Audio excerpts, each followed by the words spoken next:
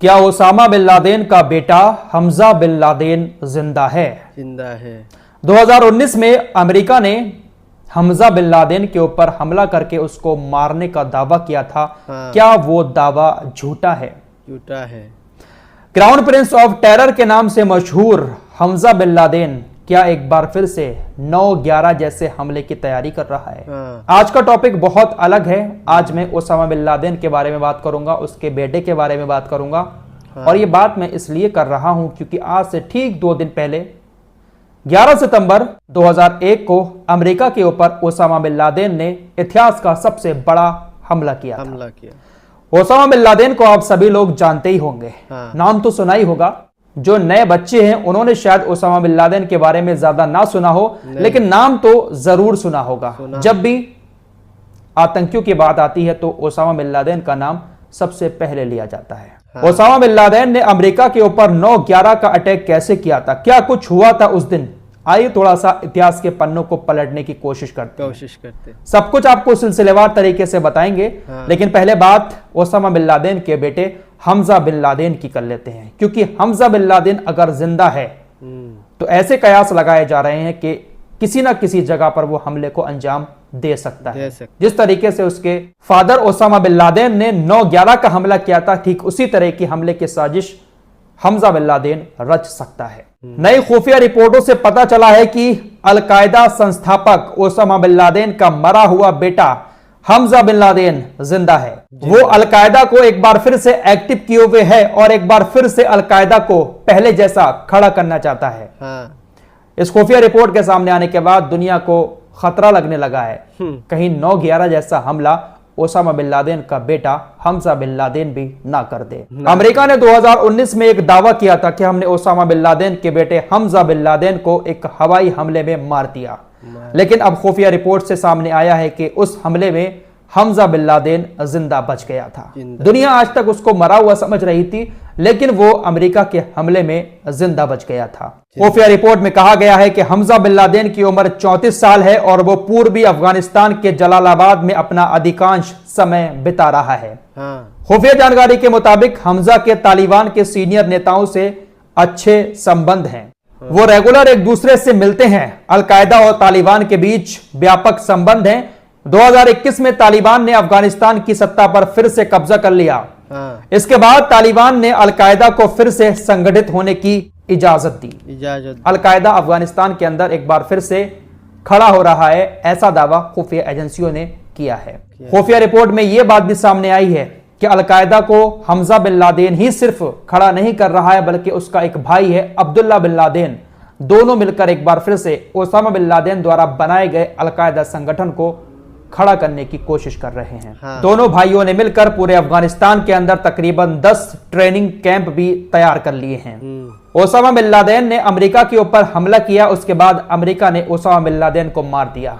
Osama bin Laden की मौत के बाद 2022 में उनके जो उत्तराधिकारी थे ऐमन अल जवाहिरी, उनको भी अमेरिका ने एक ड्रोन के जरिए हमला करके मार दिया।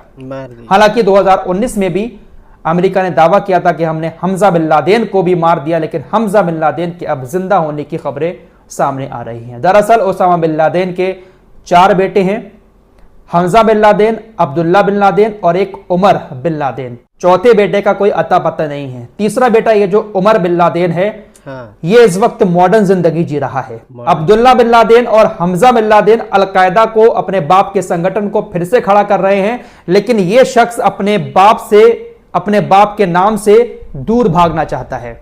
ओसामा बिन लादेन का ये जो चौथा बेटा है उमर बिन लादेन, इसका कहना है कि मुझे बहुत शर्म आती है जब कोई मुझसे ये कहता है कि आप लादेन के बेटे हो। मैं अपनी नई जिंदगी शुरू कर चुका हूं और पुरानी बातों को भूल जाना ही बेहतर होगा। मैं अपनी नई जिंदगी में बहुत खुश हूं।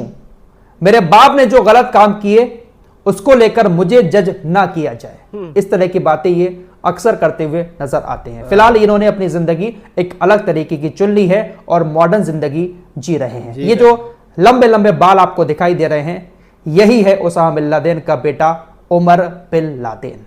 लंबे बाल तो ओसामा बिन लादेन भी रखा करता था, लेकिन इसके बेटे के बाल तो कुछ ज्यादा ही लंबे हो गए हैं। लगता है कि इसने भी आदिवासी हेयर ऑयल डाला है। आदिवासी हेयर ऑयल के बारे में आपको लगातार बता रहा हूं। अगर आपको भी ओरिजिनल वाला चाहिए है, डिस्क्रिप्शन में लिंक दिया हुआ है, वेबसाइट पर जाएं, वहां से ऑर्डर करें, आपके पास आएगा। सही तरीके से लगाएं, आपके बाल भी ऐसे लंबे हो सकते हैं। फिलहाल ये मजाक था, लेकिन हाँ, वाकई में आदिवासी हेयर ऑयल लगाएंगे सही वाला तो आपके बालों को फायदा होगा। मार्केट में जो लोकल आदिवासी हेयर ऑयल चल रहे हैं, उसके चक्कर में ओरिजिनल वाला भी बहुत ज्यादा बदनाम हो चुका है। स्क्रीन पर नंबर दिए हैं, ऑर्डर करने के बाद कॉल करके अच्छे से पता करें, लगाने का तरीका सही होगा, डेफिनेटली बालों को फायदा जरूर होगा। टॉपिक की तरफ चलते हैं। ओसामा बिन लादेन के बेटों के बारे में तो आपने जान लिया, लेकिन ओसामा बिन लादेन इतना चर्चा में क्यों आया? क्यों ओसामा बिन लादेन को दुनिया का सबसे बड़ा आतंकी माना गया? दरअसल 11 सितंबर 2001 की तारीख, उस दिन अलकायदा के लोगों ने 4 अमेरिकी कॉमर्शियल विमानों को हाईजैक किया। इसके बाद मानो पूरी दुनिया के अंदर कहर टूट पड़ा हो। अलकायदा के लोगों ने अमेरिका के 4 कॉमर्शियल विमानों को हाईजैक कर लिया था। हाईजैकर्स ने अमेरिका के प्रतिनिधित्व और जो इंपॉर्टेंट जगहें थी वहां पर एक के बाद एक चारों विमान क्रैश कर दिए। इस भीषण हादसे में 2977 से ज्यादा लोगों की जान गई, जिसमें से ज्यादातर न्यूयॉर्क के वर्ल्ड ट्रेड सेंटर के टॉवर में थे। इस हमले की जिम्मेदारी अलकायदा के लीडर ओसामा बिन लादेन ने ली। ओसामा बिन लादेन का मकसद अमेरिका की उन जगहों को निशाना बनाना था जो बहुत ज्यादा फेमस है। 9/11 अभी निकला है, 9 सितंबर, और अमेरिका ने उस हमले की 9/11 को बरसी मनाई थी। आइए उस घटना के इतिहास के थोड़े से पन्नों को भी पलटने की कोशिश करते हैं। जो 4 विमान हाईजैक हुए थे, अमेरिकन एयरलाइंस 11 और United airlines 175, American airlines flight 77, United airlines flight 93, ये 4 विमान थे जिनको हाईजैक किया गया था। अमेरिकन एयरलाइंस 11 और यूनाइटेड एयरलाइंस 175 दोनों ही कॉमर्शियल फ्लाइट को हाईजैक किया गया था और न्यूयॉर्क के वर्ल्ड ट्रेड सेंटर के उत्तरी और दक्षिणी टावरों से टकराया गया था। इन टक्करों के बाद आग लग गई, जिससे टावर ढह गए और हजारों लोगों की जान चली गई, मौत हो गई। वर्ल्ड ट्रेड सेंटर के बारे में तो हर बच्चे को मालूम होगा क्या कुछ हुआ था।